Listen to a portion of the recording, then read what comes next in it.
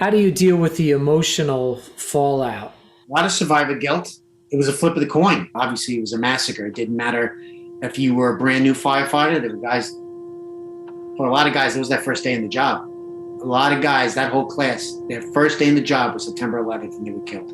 Why did that happen? It was just bad luck. There was three probie classes after mine, and their particular class, I believe, went Monday to CFRD, which is learning CPR and everything, and then Tuesday, 9/11, was their first day to work in a firehouse.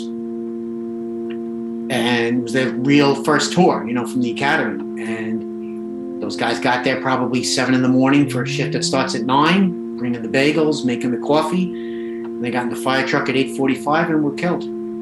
They basically had a 2-hour career. And some guys had 39-year careers that got killed that day. So there was no, it was a slaughter.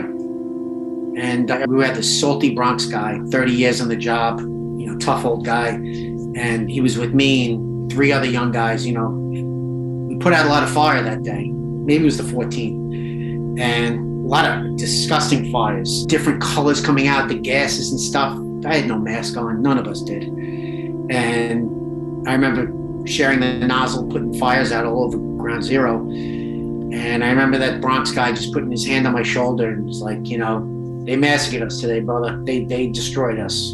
This was a slaughter.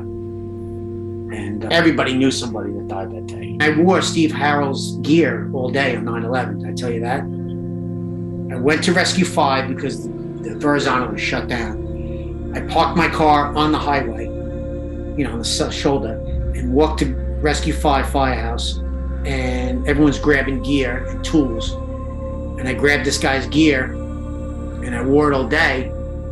And one day off, maybe those easy days off I had, like when we found out our grandmother died. Went back to Ground Zero. I hosed the gear down and I brought it back to Rescue 5. I said, "Where's Harold's rack? I borrowed his gear on 9/11.